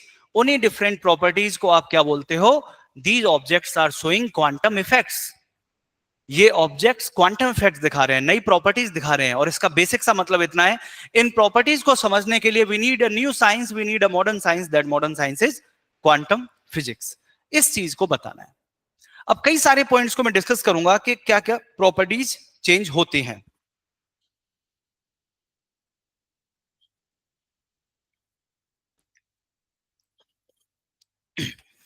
नीचे जैसे आपके सामने कुछ एग्जांपल्स दिए हुए हैं, हमें क्या देखने को मिलेगा, नैनो स्केल पर आके हमें देखने को मिला change in chemical properties. For example reactivity, अभी थोड़ी देर में डिस्कस करेंगे किस तरीके से रिएक्टिविटी बदली। Change in the optical properties, for example light emission. Change in the electrical properties, for example conductivity. Change in the mechanical properties, for example strength. Physical properties, melting point, magnetic properties, super paramagnetism. क्या चीज है, one by one देखते हैं। ऐसा देखने को मिला जैसे जैसे हमने ऑब्जेक्ट की साइज को कम किया, ऑब्जेक्ट की साइज को चेंज कम करते करते, पार्टिकल की साइज को कम करते करते, when we will reach into the nanoscopic world, suddenly what you will see, reactivity की जो रेट है वो रेट बदल जाती है। क्यों बदलती है, थोड़ी देर में पता लग जाएगा। ऐसा हमें देखने को मिला, जैसे ये प्लास्टिक जो आपको है, ये बल्क मटेरियल आपको ब्लैक कलर का दिखाई दे रहा है, लेकिन इसी की अगर पाउडर फॉर्म में लेके आए, इसको ग्राइंड करते जाएं करते जाएं करते जाएं और बहुत ही फाइन पाउडर बना दें इसका, तो ऐसा हो सकता है कि नैनोस्कोपिक स्केल पर जब वो पार्टिकल पहुंचेगा, then what you will see, suddenly इसका कलर चेंज होने लग गया। गोल्ड के साथ, सिल्वर के साथ, बहुत सारे नैनो पार्टिकल्स के साथ हमें देखने को मिला जिनकी light properties, optical properties change हो गई। ऐसा भी देखने को मिल सकता है कि इंसुलेटर बल्क मटेरियल कंडक्टर बन जाए, कंडक्टर बल्क मटेरियल कुछ और तरीके का बिहेव करने लग जाए। ये सब प्रॉपर्टीज भी देखने को मिली हमें यहाँ। मैकेनिकल प्रॉपर्टीज, स्ट्रेंथ में हमें बहुत फर्क देखने को मिला। फॉर एग्जांपल ग्रेफाइट से ही बनता है ग्रेफिन। ग्रेफाइट जो कि बल्क मटेरियल है, हमारी पेंसिल के अंदर यूज होता है, उसको आप देखिए उसके अंदर बहुत स्ट्रेंथ नहीं होती, लेकिन from that graphite we made graphene. और जैसे ही ग्रेफीन बना, graphene is nothing but a nano material, a nano allotrope of carbon. Graphene ने जो स्ट्रेंथ दिखाई वो 200 टाइम्स ऑफ स्टील दिखा दी, जिसके बारे में आगे आने वाली क्लास में हम डिटेल में डिस्कस करेंगे। तो यहां पर हमें क्या देखने को मिला, मैकेनिकल प्रॉपर्टी चेंज हो गई। फिजिकल प्रॉपर्टीज, ऐसा हो सकता है मेल्टिंग पॉइंट, यानी कि जो बल्क मटेरियल है जिससे आपने नैनो मटेरियल बनाया, तो हो सकता है नैनो मटेरियल का मेल्टिंग पॉइंट बढ़ जाए, और ये भी हो सकता है नैनो मटेरियल का मेल्टिंग पॉइंट घट जाए। दोनों चीजें हमें देखने को मिली। और eight the same time magnetic properties में भी चेंजेस देखने को मिले, सडनली और ज्यादा मैग्नेटिक अट्रैक्शन देखने को मिला। कई बार हमें मैग्नेटिक प्रॉपर्टीज को छोड़ते हुए देखने को मिले नैनो मटेरियल्स। तो इन सारी चीजों को समझने के लिए, ये सब जो हुआ है, इन्हीं को क्या बोला जाता है, exhibition of unique properties, exhibition of noble properties. And इसी को बोला जाता है कि what is happening here, we are seeing the quantum facts. और इसी के लिए बोला जाएगा कि इन इफेक्ट्स को समझने के लिए नॉर्मल फिजिक्स काम नहीं करेगी, वी नीड क्वांटम फिजिक्स। कुछ एग्जांपल्स को जैसे अभी यही समझ लेते हैं। रिएक्टिविटी वाला पार्ट यही समझ लेंगे, ऑप्टिकल प्रॉपर्टीज वाला जो पार्ट है उसको भी यही समझ लेंगे, बाकी सारी चीजें आगे आने वाली क्लासेस में टाइम टू टाइम डिस्कस होती रहेंगे। ठीक है, उसे समझने के लिए एक एग्जांपल आपके सामने रखते हैं कि what happen at nano scale. सबसे पहले देखिए, here we have a bulk material, एक अच्छा खासा बल्क मटेरियल आपके सामने है, और यहां पे भी आपको बल्क मटेरियल की अगर साइज देखें तो इसकी जो लेंथ, विड्थ एंड हाइट है दैट इज 2 मिलीमीटर। ठीक है, 2 मिलीमीटर आपको देखने को मिलता है। अब इसी के हमने क्या किए, 8 पार्ट कर दिए। इसको 8 पार्ट के अंदर हमने क्या कर दिया, ब्रेक कर दिया। हमारे सामने छोटे छोटे पार्टिकल हो गए, हालांकि इसके कंपैरिजन में ये सारे ये जो 8 पार्टिकल्स बने वो साइज उनकी कम हो गई। इन 8 पार्टिकल्स का जो लेंथ, हाइट और जो विड्थ है वो कितना, विड्थ हो गया, वो कितना हो गया, 1 मिलीमीटर। अब देखते हैं कि क्या फर्क आया इनमें। जब पार्टिकल का साइज बढ़ा है, पार्टिकल का साइज बढ़ा है और उसका आप सरफेस एरिया जब निकालेंगे तो आपको क्या करना होगा, सरफेस एरिया निकालने के लिए हमें पता है कोई भी क्यूब होता है उसके पास कितने सरफेस होते हैं, 6। तो 6 क्रॉस 2 क्रॉस 2 यानी 24 हो गया। लेकिन जब इसी क्यूब को स्मॉलर क्यूब्स के अंदर, छोटे छोटे स्मॉलर क्यूब के अंदर तोड़ दिया, सेम पार्टिकल जब स्मॉल पार्टिकल्स में तोड़ दिया गया, रिजल्टेंट क्या देखने को मिला आपको, जब इसका आप जैसे ही सरफेस इस पार्टिकल का सरफेस एरिया निकालेंगे तो क्या होगा, 1 cross 1 cross 6 and number of particle are 8, so that is 48। क्या देखने को मिल रहा है, जैसे ही पार्टिकल्स का साइज छोटा जा रहा है, सरफेस एरिया बढ़ जा रहा है। क्यों बढ़ जा रहा है उसका रीजन अभी आपको समझ में आ जाएगा। और वॉल्यूम की जब बात करते हो आप, चाहे आप इस बड़े पार्टिकल का वॉल्यूम निकालें 2x2x1, या फिर ये स्मॉल पार्टिकल 1x1x1, और ऐसे टोटल 8 पार्टिकल है, तो इनका वॉल्यूम क्या आ रहा है 8। जब इसे कंपेयर किया जाए then what you will see, surface area to volume ratio इस पार्टिकल का क्या हो गया 3:1, और यहां पर इन पार्टिकल्स का क्या देखने को मिलेगा हमें 6:1। सो जब पार्टिकल्स के साइज को कम किया जा रहा होता है, when we are reducing the size of particle as a resultant nano scale पर आने के बाद, या नॉर्मली भी आप देखें, surface area to volume ratio is going to increase. और उसके पीछे का रीजन ये है, जब पार्टिकल का साइज बड़ा था तो जो सरफेस एक्सपोज हो रही थी वो क्या हो रही थी, जो कांटेक्ट में आएगी सरफेस, वो ये वाली जो बड़ी सरफेस है वो आपको देखने को मिलेगी। लेकिन जैसे ही आपने इसे स्मॉल पार्टिकल्स के अंदर ब्रेक करा तो आपको क्या देखने को मिलेगा, जो हिडन सरफेस थी, जो हिडन सरफेसेस थी, ये वाली जो पहले हिडन हो रखी थी, वो सारी सरफेस क्या हो गई, एक्सपोज कर दिया उन्होंने अपने आप को, और as a resultant surface area बढ़ गया। इसका बड़ा ही एपिक एग्जांपल आप देख सकते हैं इस फॉर्म में। आप सभी ने मिस्री को देखा होगा, डे टू डे लाइफ में यूज भी किया होगा। So here we have a piece of मिस्री। उसी मिस्री से क्या बनता है, शुगर बनाया। तो ओवरऑल आप क्या देख रहे हो, यहां पर जो पार्टिकल का साइज है वो अच्छा खासा बड़ा साइज हो गया, मैक्रोस्कोपिक स्केल के अंदर हो गया। नेकेड आइज से आप इस मिस्री को देख सकते हैं, इसके ऊपर जो नॉर्मल चीजें फिजिक्स लगने वाली है वो सब क्या होगा, नॉर्मल। लेकिन जैसे ही आपने इसका पार्टिकल का साइज घटाया, और इस पार्टिकल के साइज को घटाते घटाते आप किस लेवल पर आ गए, यानी एक शुगर का जो क्रिस्टल है वो अभी आ चुका है मिलीमीटर की रेंज में। मिलीमीटर की रेंज तक आते आते भी अभी भी मैक्रोस्कोपिक स्केल ऑब्जेक्ट ही है, वो पार्टिकल मैक्रोस्कोपिक स्केल ही है। लेकिन जैसे ही आपने शुगर को भी फाइन ग्राइंड करना चालू करा, और ग्राइंड करते करते इस पार्टिकल की साइज को आपने बहुत छोटा कर दिया और लेके आ गए आप पार्टिकल के साइज को 10⁻⁻6 मीटर और 10⁻⁻7 मीटर की रेंज में, तब आपको क्या देखने को मिलेगा, क्या पॉइंट आपके सामने आएगा, surface area to volume ratio. क्योंकि मिस्री के अंदर की जो सरफेसेस थी, मिस्री के अंदर का जो मटेरियल था, वो कभी भी हमारे टंग के कांटेक्ट में नहीं आता, वो हिडन रहता। लेकिन as we are reducing the size of particle, हम इसके पार्टिकल के साइज को कम करते जा रहे हैं, उसके रिजल्ट में हमें देखने को मिलेगा surface area to volume ratio बढ़ता चला जाएगा। यानी अगर एक थोड़ा सा पीस मिस्री का यूज किया और शुगर क्रिस्टल्स यूज किए, या उतना ही आपने पाउडर फॉर्म यूज किया, देन आपको देखने को मिलेगा रिएक्टिविटी बढ़ जाएगी। रिएक्टिविटी क्यों बढ़ेगी, क्योंकि अब पाउडरस फॉर्म जो है, जो फाइन पार्टिकल्स हैं, वो ज्यादा कांटेक्ट में आएंगे टंग के एज कंपेयर टू दी मिस्ट्री। तो ये फर्क आपको साफ साफ रिएक्टिविटी का यहां पे दिख जाएगा। और बेसिक एग्जांपल्स देखिए, आयुर्वेद के अंदर आपने भस्म के बारे में सुना होगा। तो आप मान लीजिए टर्मरिक है, टर्मरिक को हम यूज करते हैं डे टू डे लाइफ के अंदर। तो जनरली ये जो टर्मरिक हुआ, ये क्या हुआ, मैक्रोस्कोपिक बल्क मटेरियल हो गया, जो हम सब देख सकते हैं। इसी टर्मरिक से आप क्या बनाते हो, आप इसी का बनाते हो पाउडर, जो घर पे यूज होता है, मसाले जिन्हें बोला जाता है। पाउडर के अंदर आपको देखने को मिलता है, स्पाइसेस के अंदर टर्मरिक पाउडर के पार्टिकल का साइज मिलीमीटर की रेंज में आ गया, 0.1 मिलीमीटर। लेकिन अभी भी वो नैनोस्कोपिक स्केल पे नहीं गया। लेकिन आयुर्वेद के अंदर इसी टर्मरिक को, इन्हीं ब्लैक पेपर्स वगैरह को लंबे टाइम तक ग्राइंड किया जाता था with the help of mortar and pestle. What they are trying to achieve, वो पार्टिकल की साइज को कम करते करते किस स्केल पे लेके आ रहे हैं, in the scale of 10⁻⁻7 metre to 10⁻⁹ metre. Although उन्होंने उसका नाम नैनो टेक्नोलॉजी नहीं दिया, उन्होंने नैनो साइंस जैसे वर्ड का प्रयोग नहीं करा, लेकिन दे नोट दैट कि दे न्यू दैट कि जब भी साइज कम करते जाएंगे करते जाएंगे करते जाएंगे, reactivity is going to increase, quantum effects और भी कई सारे डोमिनेंट होने लग जाएंगे यहां इस स्केल पे आते आते। ठीक है, तो ये हमें भस्म के अंदर देखने को मिला। भस्म इतनी ज्यादा रिएक्टिव होती हैं, भस्म के जो केमिकल प्रॉपर्टीज हैं, these are different from the bulk spices, जो बल्क मसाले हैं उनसे, और जो फाइन मसाले हैं इनके अंदर आपको प्रॉपर्टीज चेंज देखने को मिलती हैं। एक और एग्जांपल को देखते हैं। Here we have Lycurgus cup. Lycurgus cup के अंदर जब आप सामने से लाइट को थ्रो करते हैं, ग्रीन कलर का दिखता है, जब बैक साइड से लाइट को थ्रो करते हैं, ये रेड कलर का दिखने लग जाता है।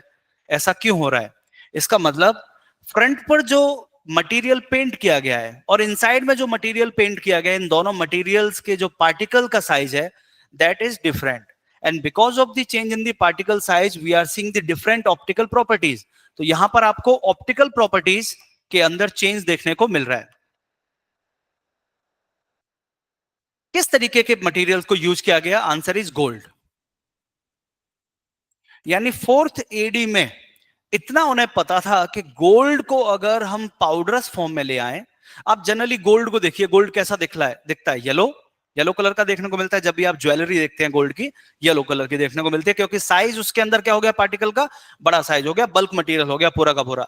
लेकिन उसी गोल्ड की ज्वेलरी को आपने उसके बिस्किट्स बनाए और उसके बाद उसको फाइन पाउडर फॉर्म में लेके आए, ग्राइंड करते गए, स्मॉल पार्टिकल्स बनाते गए, then you started to see that gold started to show a different optical properties। वही गोल्ड जो आपको येलो दिखता है बल्क स्केल पर, उसी के छोटे nano gold particle blue colour के हो सकते हैं, रेड कलर के हो सकते हैं, ग्रीन कलर के हो सकते हैं। इस तरीके की प्रॉपर्टी चेंज होते हुए देखने को मिलती है। चाहे आप मुगल टाइम या यूरोपियन टाइम की इन विंडोज को देखिए, ग्लासेस को देखिए, यहां पर आपको जो डिफरेंट कलर्स देखने को मिल रहे हैं, ये कलर्स कलर नहीं है, यहां पर डिफरेंट डिफरेंट साइज के नैनो पार्टिकल्स को फिल किया गया है। 25 nanometre gold, 50 nanometre gold, 100 nanometre gold, same with the silver. और रिजल्ट हमें देखने को क्या मिला? Different optical properties. ये हमें देखने को मिला इस केस के अंदर भी। क्वेश्चन ये आता है कि ऐसा क्या हुआ, क्यों देखने को मिला हमें? यहां आपके सामने इस वाले बॉक्स के अंदर नॉर्मल गोल्ड, बल्क मटेरियल जो गोल्ड है, वो उसके चिप्स रखे हुए हैं। कलर क्या है? येलो। और जब इस बल्क मटेरियल गोल्ड को हमने ग्राइंड करते करते इसकी साइज को हम 100 नैनोमीटर के आसपास लेके आए, इसने कलर चेंज कर दिया। जब इसकी साइज को और कम करा, और साइज को कम करते करते हम 20 नैनोमीटर की रेंज में लेके आ गए, उस समय पर आके हमें देखने को मिला कलर हो गया रेड। तो what we are seeing here, size of gold nanoparticle is reducing, as a resultant we are seeing different optical properties। अब आप ये बोलोगे कि ये किस तरीके का है? ये आपको जो लिक्विड फॉर्म दिखाई दे रहा है that is nothing but billions of gold nano particle is there. उनको किसी सॉल्यूशन के अंदर रखा गया है, इस तरीके से आपको ये लिक्विड फॉर्म के अंदर देखने को मिल रहा है। फर्क ऐसा हुआ क्या? ऐसा क्या हुआ? तो उसका जो actual answer that is localised surface plasmon resonance. पर ये हमारे काम का नहीं है, यूपीएससी में ये हमारे काम का नहीं, बहुत ही बेसिक लेवल पे समझते हैं कि ये सब किस वजह से हुआ, why gold nano particles are showing different optical properties. और इसका बेसिक सा एग्जांपल, बेसिक सा जो कॉन्सेप्ट है वो ये है कि जब आप लाइट की बात करते हैं, लाइट इलेक्ट्रोमैग्नेटिक वेव है, and that wave contain a spectrum, that spectrum is known as VIBGYOR.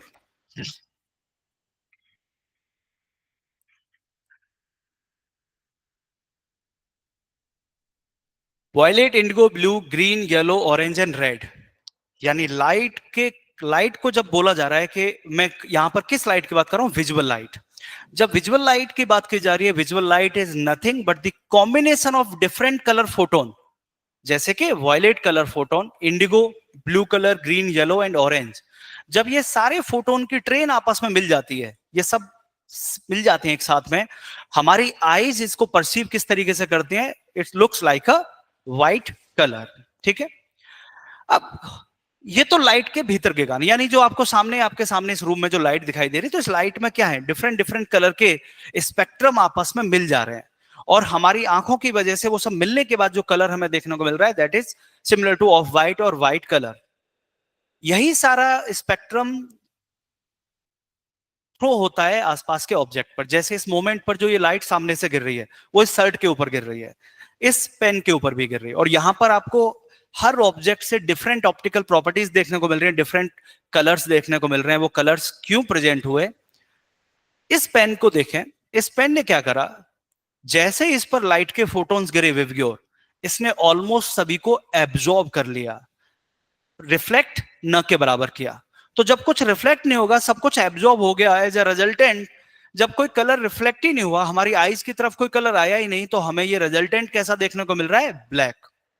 तो जब कभी भी आप कोई ब्लैक कलर देखते हैं, इसका मतलब क्या हुआ? ऑब्जेक्ट्स के ऊपर जो भी विवग्योर स्पेक्ट्रम गिरा, उस विविगोर स्पेक्ट्रम को पूरा एब्जॉर्ब कर लिया या ऑलमोस्ट एब्जॉर्ब कर लिया, रिफ्लेक्शन न के बराबर हुआ, as a result and colour is black. But वहीं पर अगर ये सर्ट ग्रीन आपको दिखाई दे रही है, इसका मतलब क्या हुआ, जब विविगोर स्पेक्ट्रम इस सर्ट के ऊपर इंसिडेंट हुआ, इसके ऊपर गिरा, as a resultant violet indigo blue ये वाले कलर तो क्या हुए, एब्जॉर्ब हो गए, रेड ऑब्जॉर्ब हो गया, लेकिन ग्रीन येलो वाला जो एरिया है उसको रिफ्लेक्ट कर दिया, रिफ्लेक्ट बैक। तो हमारी आईज के ऊपर आके क्या गिर रहा है, green and yellow colour, as a resultant हम इसको ग्रीन कलर का देख पा रहे हैं। यानी अगर कोई ऑब्जेक्ट रेड कलर का आपको दिखाई दे रहा है तो उसका बेसिक सा मतलब क्या हो गया कि विविग्योर में से बाकी सारे तो कलर को एब्जॉर्ब कर लिया उस ऑब्जेक्ट ने, उस मटेरियल ने, लेकिन रेड कलर का जो स्पेक्ट्रम था उसे रिफ्लेक्ट बैक कर दिया और हमारी आईज पर वो स्ट्राइक करा और एज अ रिजल्टेंट वो हमें रेड दिखाई दे रहा है। तो वही प्रॉपर्टी चेंज होते हुए हमें यहां पर देखने को मिली। दैट मीन्स जब nano gold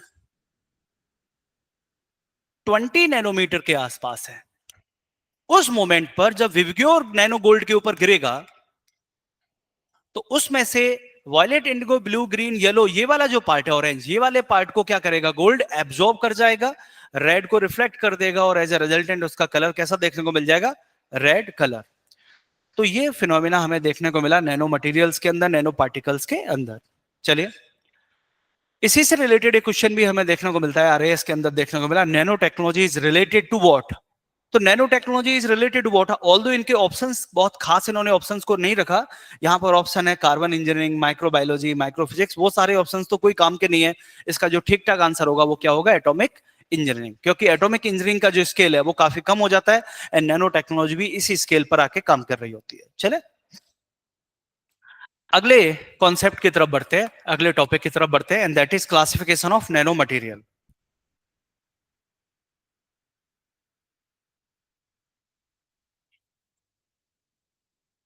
Classification of nanomaterial.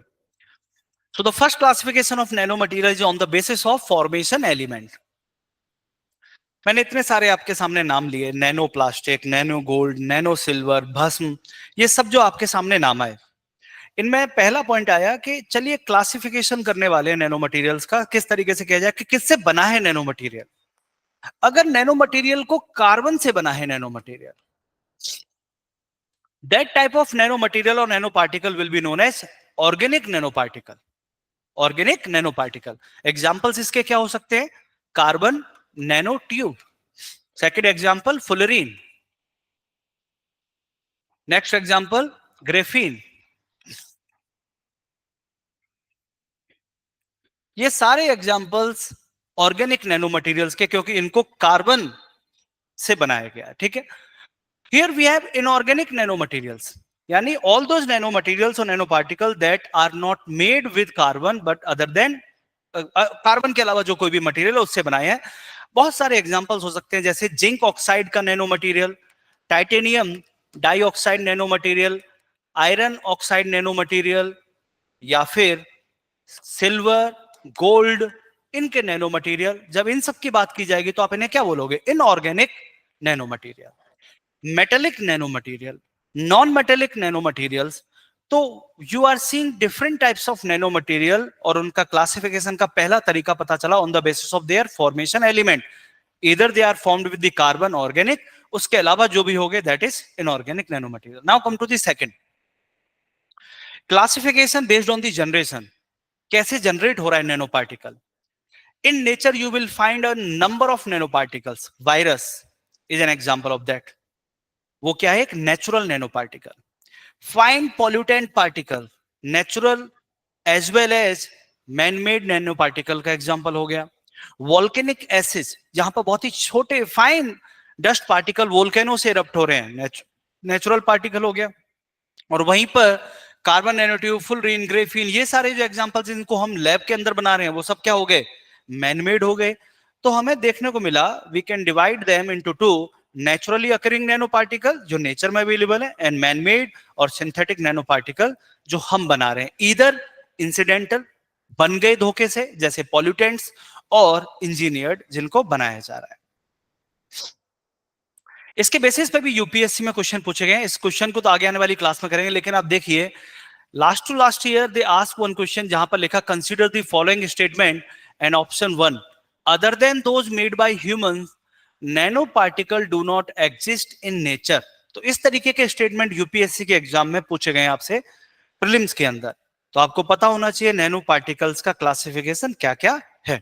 चलिए इस क्वेश्चन को तो आगे बाद में डिटेल में डिस्कस करेंगे। अगला जो क्लासिफिकेशन है नैनो मटेरियल का, that is on the basis of their dimension. Dimension क्या है उसके बेसिस पे, ठीक है।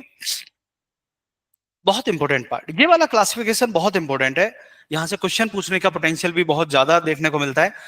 एक बार ग्रेफीन से रिलेटेड डायमेंशन पूछी गई है इन 2012, अभी भी कई सारे चांसेस है एग्जामिनर आपसे quantum dot, carbon nano tube, fullerene, इन सब के बेसिस पे भी आपसे डायमेंशन बेस्ड कोई क्वेश्चन बना सकता है, ठीक है।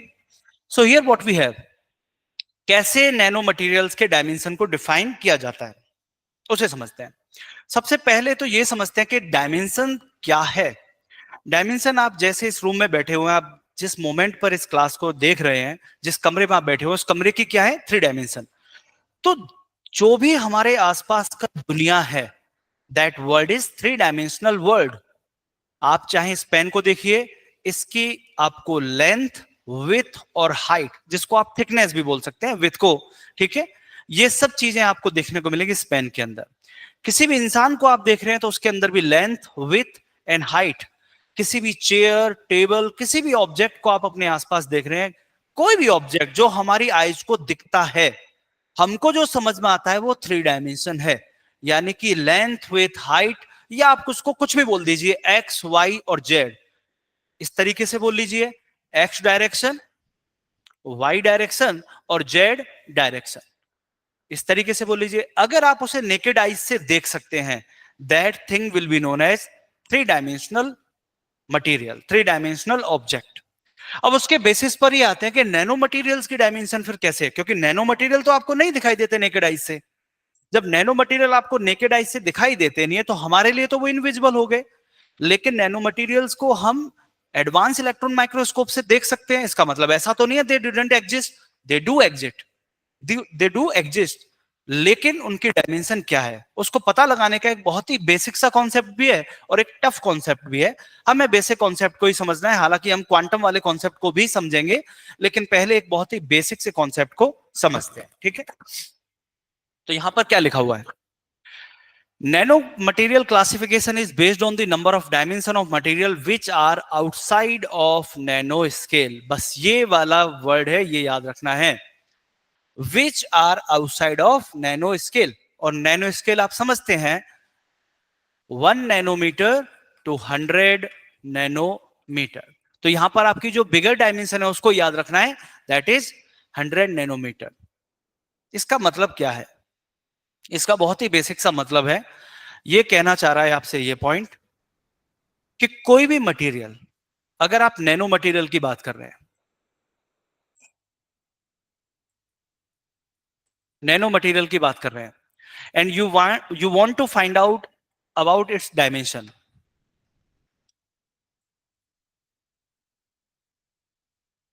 इसकी डायमेंशन के बारे में बात करने जा रहे हैं, तो किस तरीके से डायमेंशन का पता लगाया जाएगा। आंसर क्या है, we have to find out how many dimension of that material are outside of nano scale.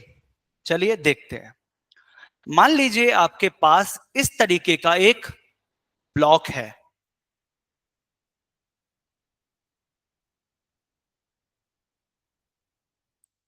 And इस ब्लॉक की जो लेंथ, विड्थ और हाइट है वो है 1 centimetre,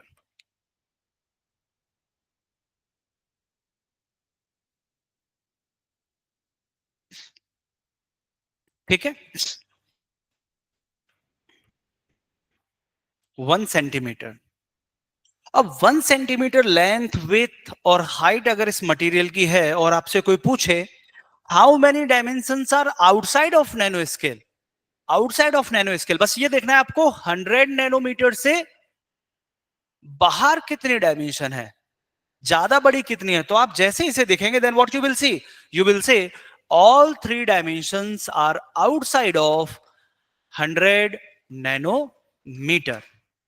So that means this material is 3-dimensional material, 3D। Point समझ में आ गया। तो 3D मटेरियल तो वैसे भी अपने आसपास सारे हैं।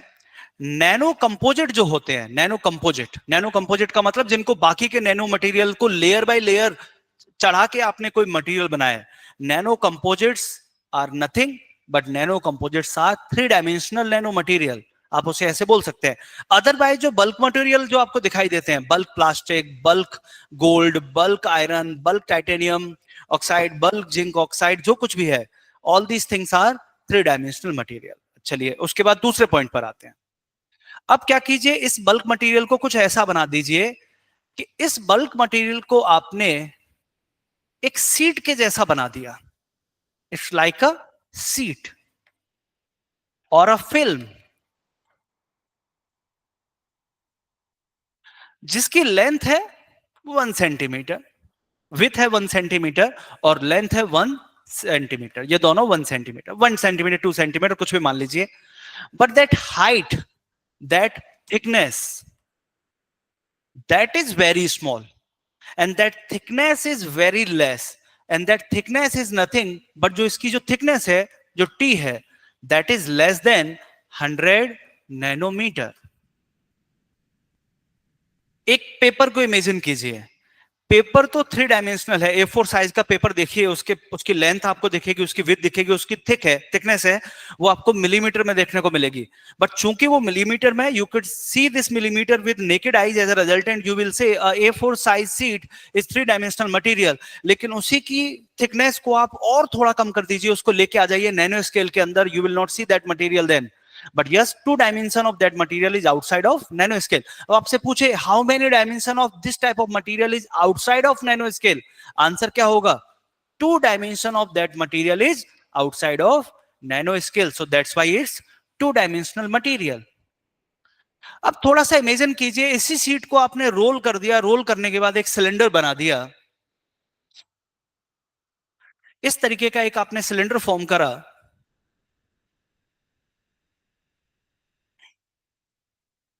एंड इसकी लेंथ तो है 1 सेंटीमीटर, ठीक है।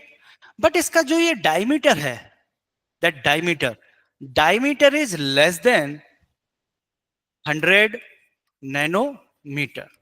बहुत कम है ये डायमीटर। इसकी जो रेडियस है, जो डायमीटर है, जो इसकी विथ और हाइट है, वो मान लीजिए है 20 nanometre.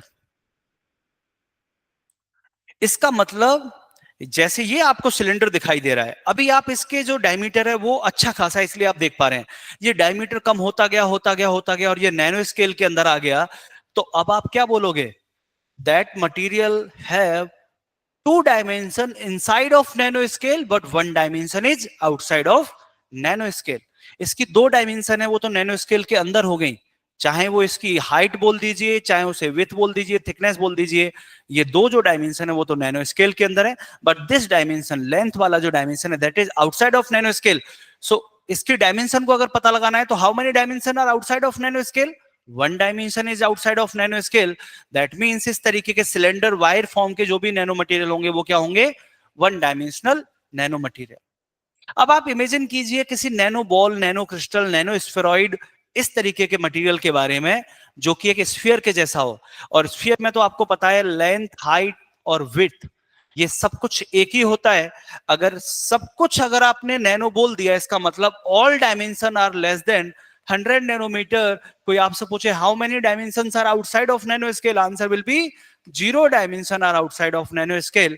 That's why this type of material are nothing but the 0 dimension material. ठीक है, तो ये सारे पॉइंट आपको यहां से देखने को मिले। इसी को वापस देखते हैं। इसका मतलब बहुत ही बेसिक सा था। whenever we are talking about bulk material, all 3 dimension are outside of nanoscale, that's why 3D। इसी बल्क मटेरियल के आपने छोटे छोटे छोटे छोटे स्लाइसेस कर लिए और इस तरीके की सीट बना दी, जिस सीट की थिकनेस नैनो स्केल के भीतर है, but it's these dimension, these 2 dimension are outside of nano scale, that's why 2D। इसी सीट को आपने फिर फर्दर चॉप करा और आपने इस पर बहुत ही स्लीक नैनो वायर्स अगर बना दिए, तो आपको देखने को मिलेगा these 2 dimension are in the range of nanoscale, बस this dimension is outside of nanoscale। Outside जो होगी बस उसी से आपको देखना है, that's why 1D। फर्दर आपने इसको भी चॉप करा और बहुत ही स्मॉल एक पार्टिकल आपके सामने आ गया जिसकी all 3 dimension are within the nano scale. As a resultant, no dimension is outside of nano scale, that is 0 dimensional nanomaterial. ठीक है, तो आपको कुछ पॉइंट्स यहां पर समझ में आए. 3D का मतलब क्या, जिसकी सभी डायमेंशन आउटसाइड है. इसके बहुत सारे एग्जांपल्स हो सकते हैं. इसके एग्जांपल्स की अगर लिस्टिंग की बात की जाए तो आप यहां पर लिख सकते हैं bulk material. Bulk material 3D होते हैं. नैनो कंपोजिट,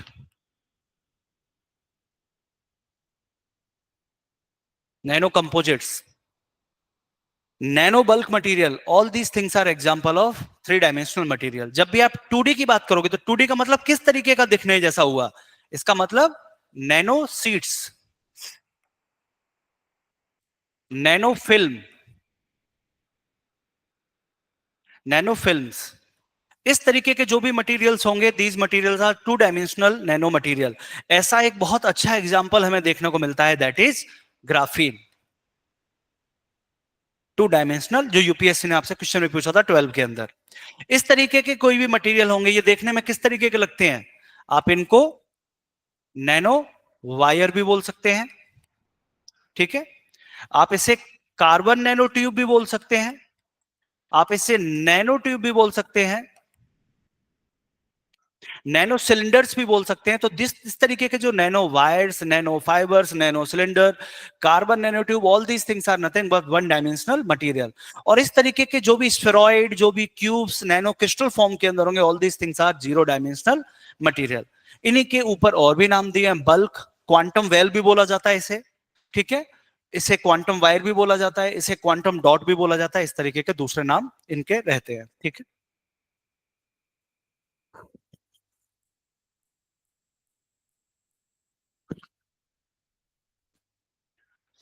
तो जो हमने अभी डिस्कस किया वही वो आपके सामने एक बार वापस से रहा. ठीक है, इस तरीके जो भी स्पेरॉइड होंगे, जो भी टाइनी नैनो बॉल्स होंगी, नैनो क्रिस्टल्स होंगे, क्वांटम डॉट्स होंगे, नैनो डॉट्स होंगे, all 3 dimension are less than 100 nanometer. That means no dimension is outside of 100 nanometer, that is 0 dimension. इस तरीके की ट्यूब्स जैसी चीजें होंगी वो सारी सारी हो जाएंगी 1D के. Carbon nano tube is an example of that. इस तरीके के जो भी सीड्स होंगे, graphene is example of that things is 2 dimensional material. तो ये तो एक क्लासिकल तरीका हो गया पता लगाने का. ठीक है, क्लासिकल तरीका. क्लासिकल तरीका क्या है, कभी भी आपसे पूछे कोई कि how you will decide the dimension of nano material, बहुत ही सिंपल सा आंसर बोलना है. Number of dimensions are outside of nano scale will be the dimension of nano material. If 2 dimension are outside of nano scale 2D, 1 dimension is outside of nano scale 1D, no dimension is outside of nano scale, that is 0D. इसी का एक दूसरा तरीका भी होता है quantum physics की help से समझने का.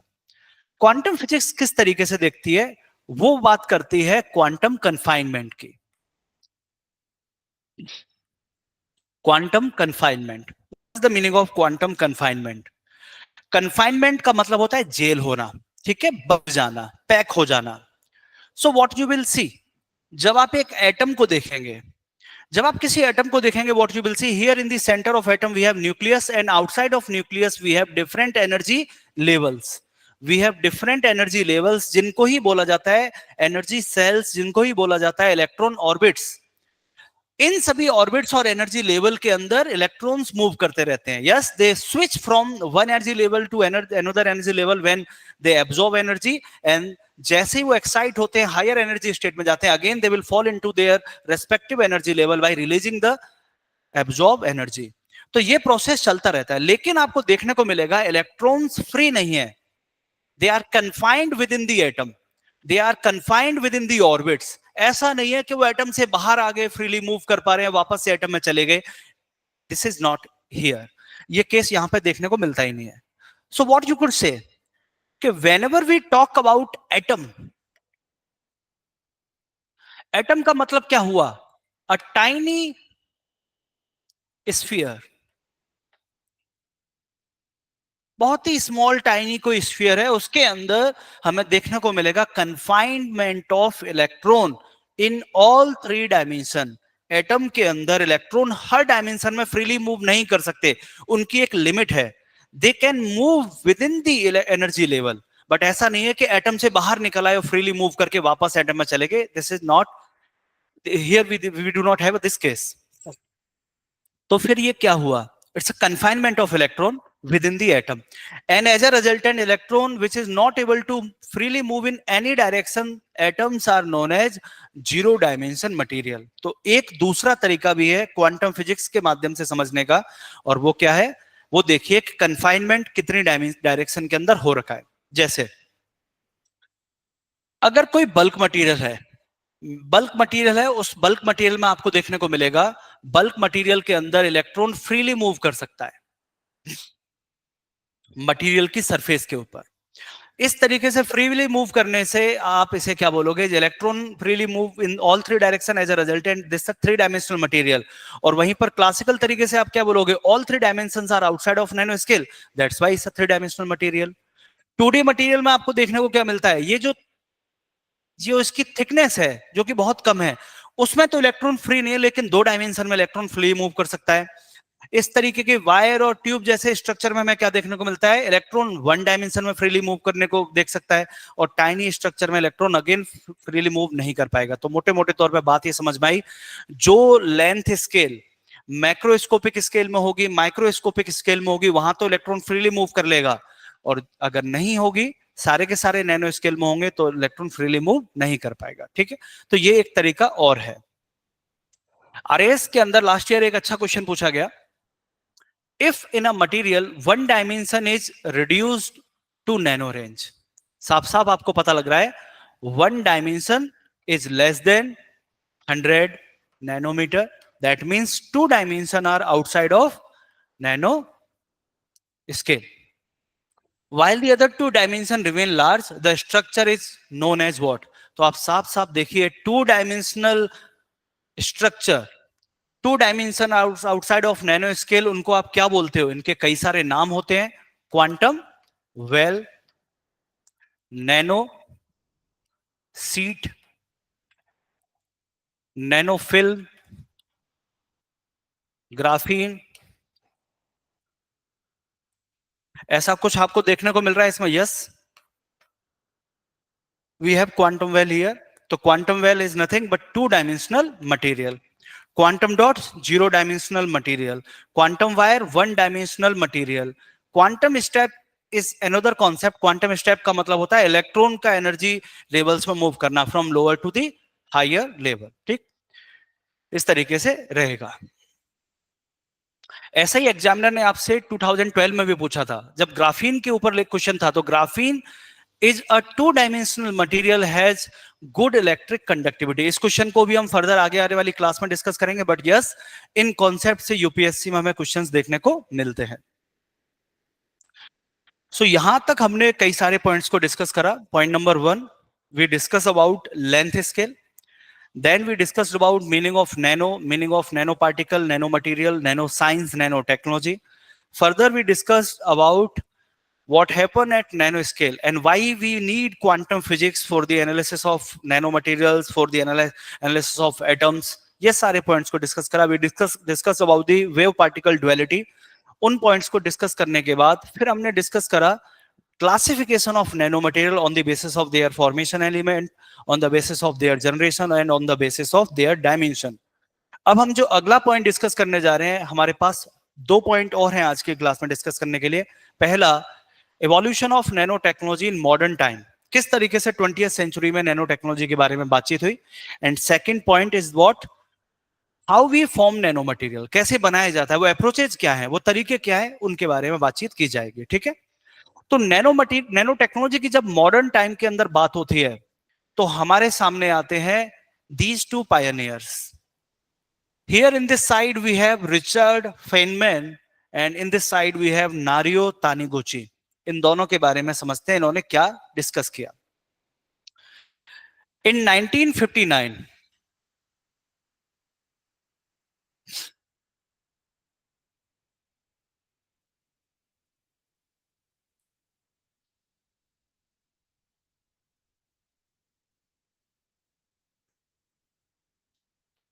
in 1959, Richard Feynman gave his famous lecture. एक लेक्चर इन्होंने दिया, and the name of lecture was There is plenty of room available at bottom.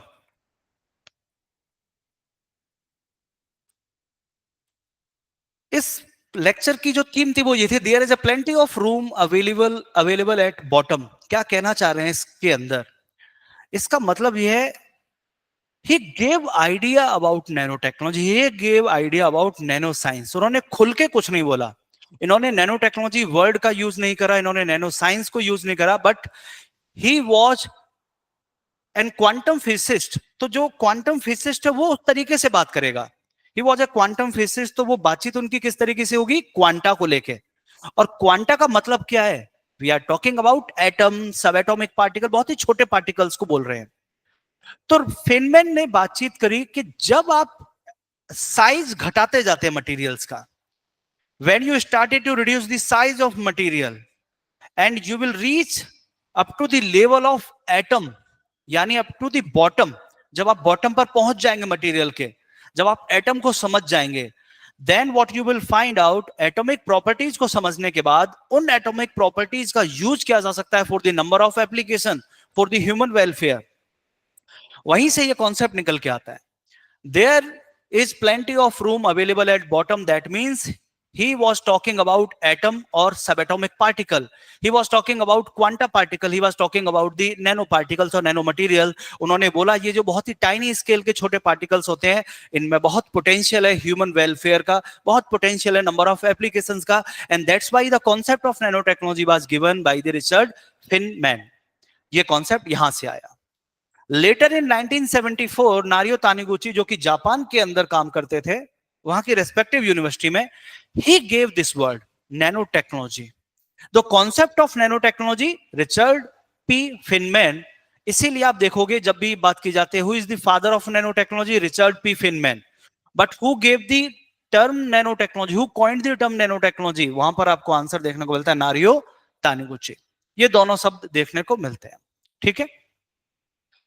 तो मोटे मोटे तौर पे हमें देखने को मिला 1959 से लेके 1975 यहां तक आते आते हमारे पास नैनो वर्ड आ चुका है, नैनो साइंस है, नैनो टेक्नोलॉजी, इस तरीके के शब्द आ चुके हैं, and people are doing the research on that. उन्होंने रिसर्च करना चालू कर दिया इन सारे कॉन्सेप्ट के ऊपर। लेकिन जो डिस्कवरी है, जो नैनो टेक्नोलॉजी के अंदर बड़ा इंपॉर्टेंट रोल प्ले करती है इसके इवोल्यूशन में, these are mainly two discoveries जिन्होंने सब कुछ बदल दिया नैनो टेक्नोलॉजी का। And the first invention that is scanning tunnelling microscope. Nano technology के बारे में बातचीत पहले हो रही है, लेकिन हमारे पास कोई ऐसा इंस्ट्रूमेंट नहीं था with the help of that instrument you could properly see an atom. जब आप एटम को देख ही नहीं सकते, इसका मतलब कपल ऑफ एटम मिलके ही तो नैनो पार्टिकल्स बनाते हैं, आप नैनो पार्टिकल्स को भी इजीली नहीं देख पाओगे। So you need advance machine. Optical magnifying glasses से वो पॉसिबल नहीं हो रहा था, और वहां पर ही इन्वेंशन हमें देखने को मिला इस तरीके की एडवांस मशीन्स का। These machines are known as advance electron microscope और स्कैनिंग टनलिंग माइक्रोस्कोप। इनका जो रेजोल्यूशन है, इनकी यानी इनका एक स्मॉल पिक्सल को देखने की जो कैपेसिटी है वो है in picometre. Picometre means what? 10 to the power -12 metre. 10 to the power -12 metre के लेवल पे आके देख सकते हैं ये। एंड एज अ रिजल्टेंट आपको कुछ इस तरीके की इमेजेस समझ में आने लगी। With the help of this machine, you can see the pattern of atomic arrangement. आप किसी भी स्ट्रक्चर के अंदर atomic arrangement को देख सकते हैं। With the help of scanning tunneling microscope, आप जब एक एटम को देख सकते हैं तो नैनो पार्टिकल्स और नैनो मटेरियल्स को देखना तो बड़ा ही आसान हो जाएगा, उनकी प्रॉपर्टीज को समझना, उनकी डिफरेंट कॉन्सेप्ट को जानना, it's become easy. So first invention and first breakthrough in 1981, and that is in the form of scanning tunnelling microscope. Later इसकी हेल्प से साइंटिस्ट ने कई सारे नैनो एलोट्रोप्स को रीडिस्कवर किया और डिस्कवर किया। ठीक है, यहां पर डिस्कवर वर्ड इसलिए यूज हो रहा है because these nano allotropes are available in the nature. Nature में थे, बस हमें इन मशीन की हेल्प से हमने उन्हें इमेजिन कर लिया, हमने उनकी प्रॉपर इमेज बता दी, और फर्स्ट जो आपकी डिस्कवरी देखने को मिली 1985 में, that is related to fullerene. Fullerene is nothing but carbon nano allotrope.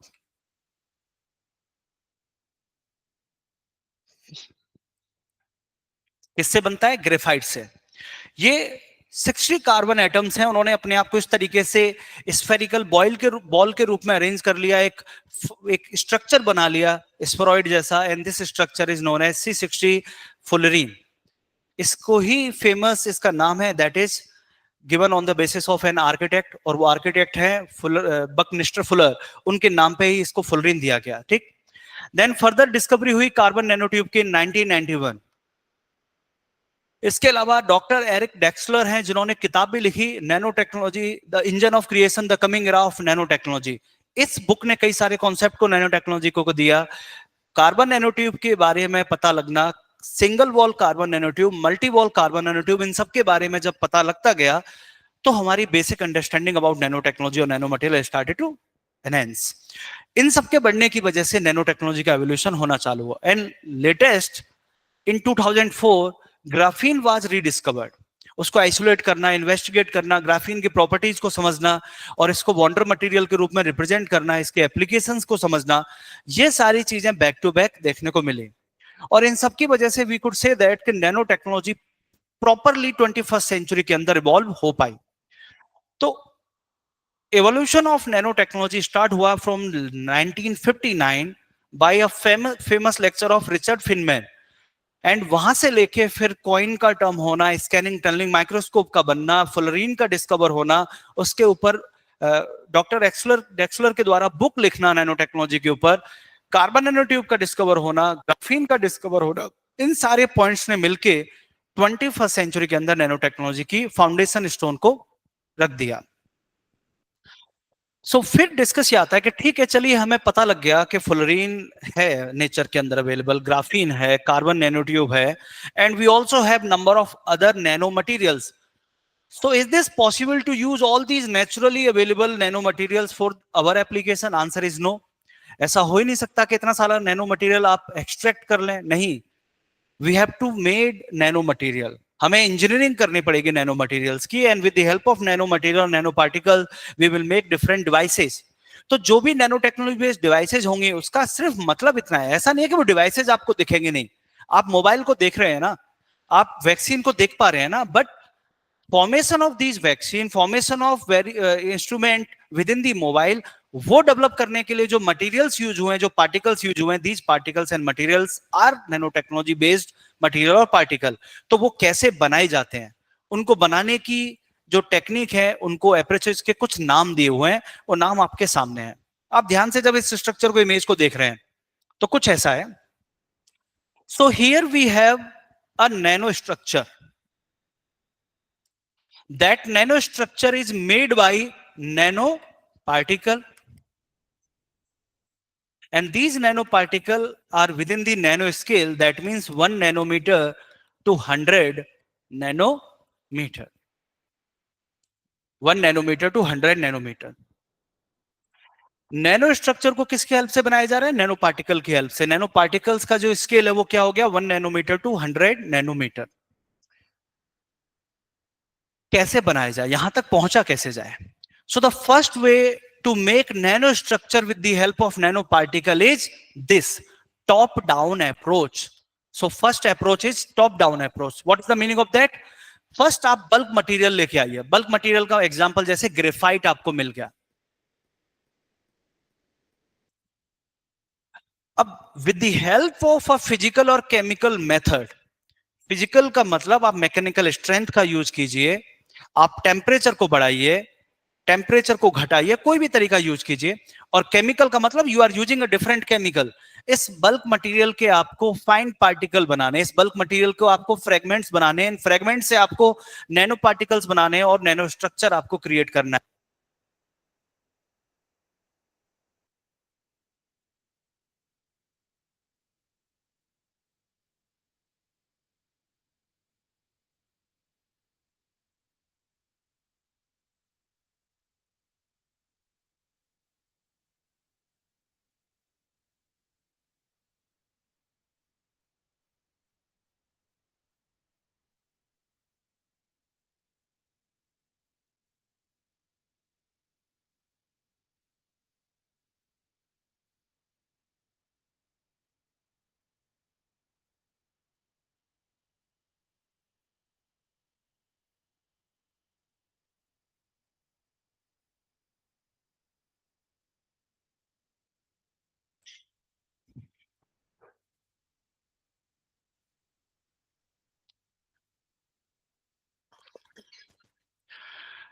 पहला कॉन्सेप्ट आपको क्या समझ में आया? We have bulk material and with the help of various physical and chemical method, physical and chemical method लगाएंगे आप।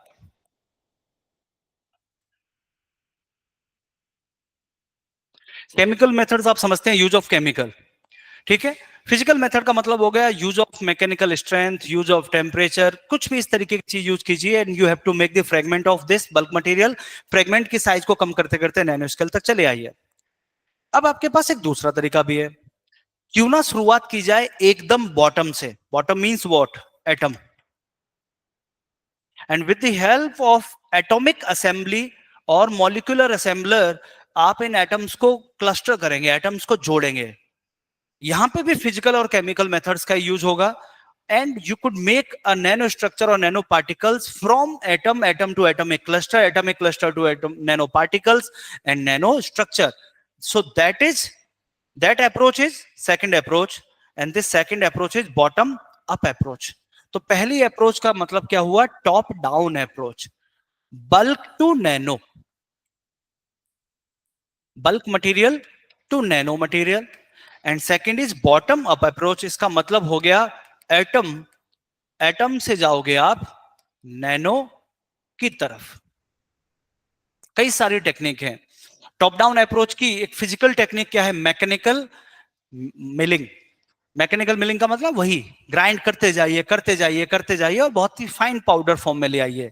Etching, carving, cutting, lithography, all these things are mainly physical method, जहां पर आप मैकेनिकल स्ट्रेंथ, टेम्परेचर को बढ़ा के, laser का use करके फ्रेगमेंट्स कर रहे हैं किसके? बल्क मटेरियल के।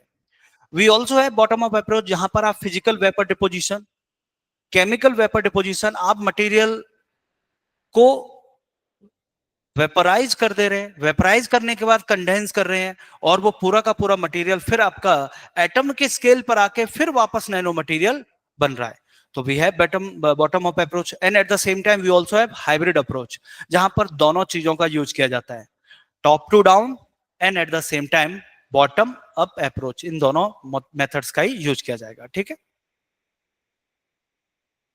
आपसे क्वेश्चन पूछा गया आरएएस के अंदर, in RAS they ask a question, बहुत ही अच्छा क्वेश्चन है, आपसे पूछा गया। Option number 1, nano technology is based on nanometre scale. सबको पता है nano technology is what? Application of nano science. Nano science is what? Study of nano particle and nano material. और नैनो मटेरियल, नैनो पार्टिकल का मतलब क्या है? At least one dimension in nanometre scale. So that's why first statement is correct. Nanomaterials may be characterized by electron microscope. That is correct. We need advanced electron microscope or electron microscope to see nanomaterials. So second statement भी बिल्कुल सही हो गया. Now come to the third one. Plasma synthesis is the physical technique for the synthesis of nanomaterial. What is the meaning of that? Plasma synthesis.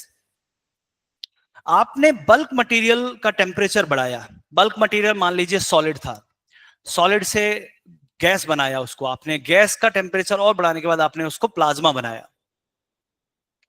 उसके बाद जब plasmic form के अंदर मटेरियल आ गया, उसके बाद आप उसको कंडेंस कर रहे हैं, ठंडा कर रहे हैं.